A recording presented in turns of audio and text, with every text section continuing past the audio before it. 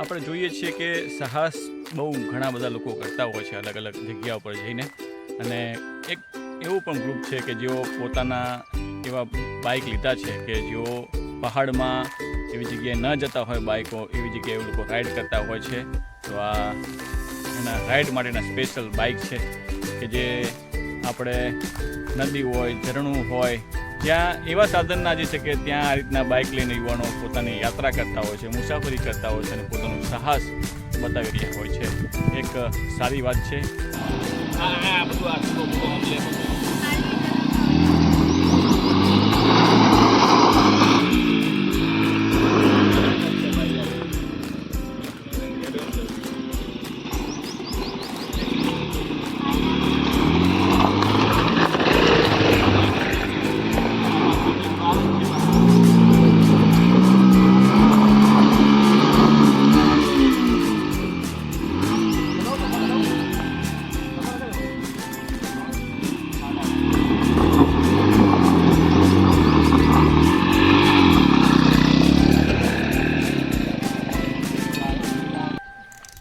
Kutch rider group છે આખું.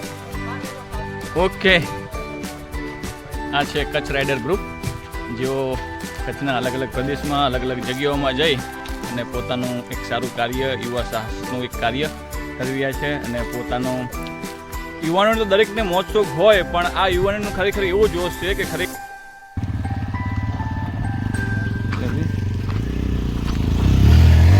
હવે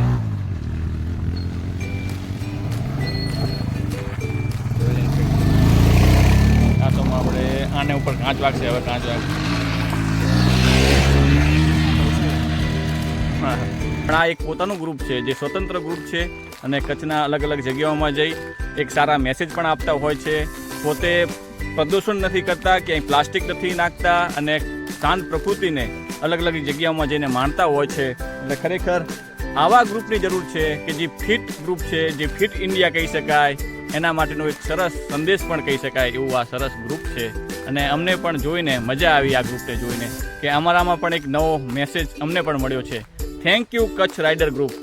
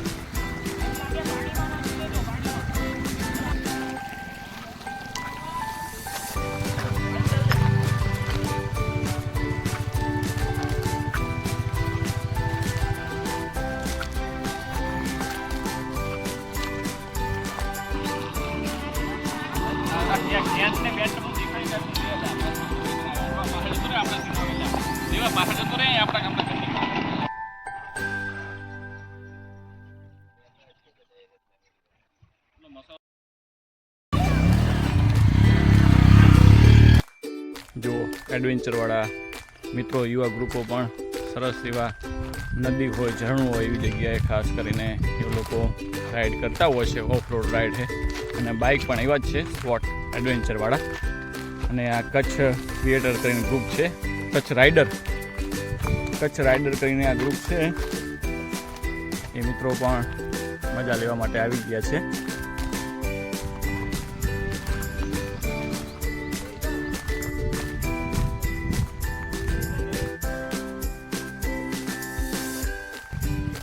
સરસ સુગરીના માળા છે અને નીચે ખડખડ ઝરણું વહી રહ્યું છે અને પક્ષીઓનો કલરવ ચાલુ છે.